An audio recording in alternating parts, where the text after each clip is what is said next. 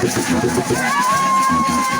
1er août, dimanche 8 septembre 2024, soit pendant 39 mémorables journées, que les missionnaires claretins de la RDC ont eu ce bonheur de communier avec leur Père général, le très révérend Père Mathieu Vatamatam CMF en visite canonique pour resserrer l'unité et la fraternité, examiner les objectifs et déterminer les décisions prochaines, comme l'indique leur constitution. Le révérend Père général des missionnaires claretins est arrivé en RDC le jeudi 1er août pour un séjour comptant plus de 17 étapes, incluant le rencontre avec la famille claretaine, les évêques, les fidèles, les autorités politico-administratives, mais surtout la visite de toutes les communautés et missions dans lesquelles œuvrent ces infatigables missionnaires. Accueilli à l'aéroport d'Njili à Kinshasa par les supérieurs majeurs de claretins du Congo, le Père Jean-Baptiste Makilandi, accompagné des représentants des laïcs claretins. Pendant son séjour à Kinshasa, le supérieur général en a profité pour ouvrir le chapitre provincial de sœurs missionnaires claretaines à Kimwenza, visite après laquelle il a tour à tour visité les paroisses Marie-Mère de la Foi Mbila, Saint-Claret-Champ-des-Tirs, Saint-Ignace Cité Verte, pour clôturer à Kinshasa avec la rencontre de toute la famille claretaine à Kimwenza.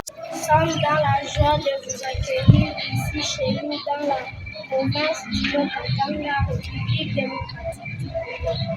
Permettez-nous de vous souhaiter tout d'abord la bienvenue et aussi un meilleur séjour. C'est avec ces mots chaleureux que le supérieur général a ouvert la deuxième étape de sa visite à Kasumbalesa dans la province du Haut-Katanga, dans le diocèse de Sakanya-Kipushi. Lors de cette visite, le très révérend Père Mathieu Vatamatam a eu l'honneur de faire la rencontre de la sœur Astrid Mand, présidente de la conférence des supérieurs majeurs du Haut-Katanga, des pères évêques Gaston Rouvesi du diocèse de Sakanya-Kipushi et Fulgence Mouteba de l'archidiocèse de Lubumbashi, avec qui ils ont échangé sur les défis et perspectives de la mission dans la région. Avant de clore son séjour dans cette partie du pays, le Père général a tenu à remercier les fidèles pour leur engagement.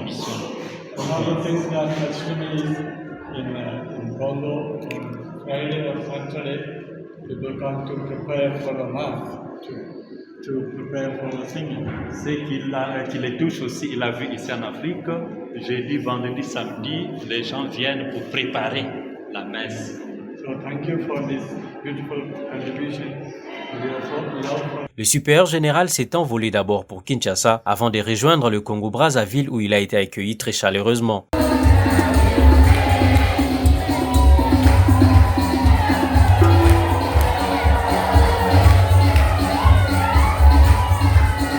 Sa visite dans le diocèse de Dolisie a été marquée non seulement par l'accueil chaleureux, mais aussi par des rencontres notamment avec Monseigneur Toussaint Ngoma, évêque du dit diocèse, les confrères claretains de la communauté Saint-Michel, des abbés de la paroisse Notre-Dame des Fatima, du conseil paroissial et des différents groupes paroissiaux. Du 20 août au 1er septembre, le supérieur général a ouvert sa visite dans le Grand Bandundu, où il a visité tour à tour les communautés de Kikwit, Paikongila, Kingandu, et Kindi dans le diocèse de Popo-Kabaka. Hormis les entretiens avec les confrères en mission à Kikwit, il a communié avec les fidèles de la paroisse Saint-Ignace Massamba, où il a dit les messes, rencontré les laïcs et le conseil paroissial pour clôturer avec la rencontre avec les familles des confrères décédés ou en mission. Le supérieur général s'est alors rendu à Paikongila. Le 25 août était une occasion pour toute la communauté paroissiale de fêter les 175 ans d'existence de la congrégation des missionnaires claretains en présence de leur supérieur général.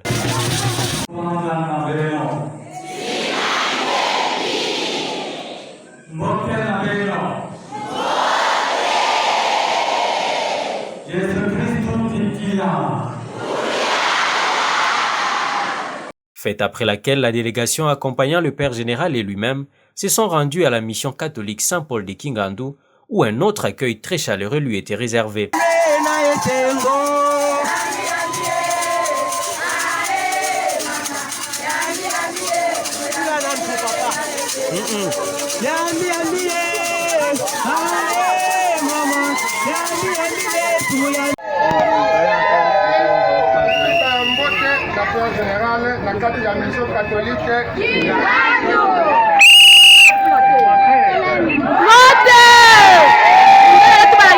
La visite du Père général à Kingandu était l'occasion pour lui de visiter toutes les œuvres claretaines dans cette mission.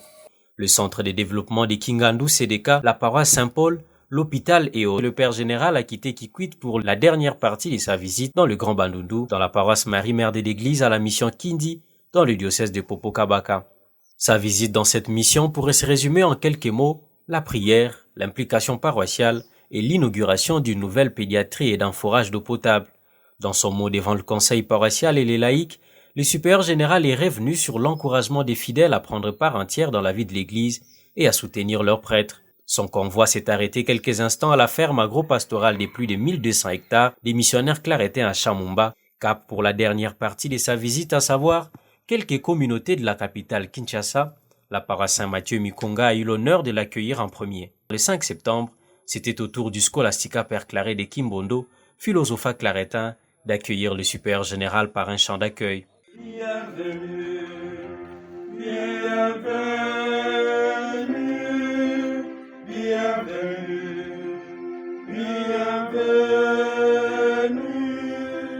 welcome, welcome, welcome, oh, welcome, welcome, welcome, oh. Il s'est directement mis au travail en recevant tour à tour le membre de communauté de Kimbondo, Mbenseke et Mitendi. Sa visite de 3 jours a été marquée par des séances de travail, une petite assemblée où il s'est exprimé sur les remarques, mais aussi la visite de la paroisse Notre-Dame de Fatima à Mitendi.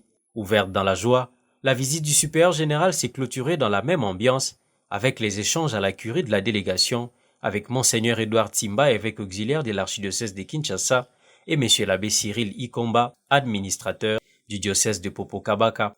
Le missionnaire claretin en RDC, comme du monde entier, ont fêté au mois de juillet 2024 175 ans d'existence depuis la fondation de la congrégation par saint Antoine-Marie Clarette. Moment de réminiscence, mais aussi d'évaluation, ces jubilés tout comme cette visite du Père général tombe à point nommé en vue d'évaluer la mission claretaine en RDC et répartir sur de nouvelles bases.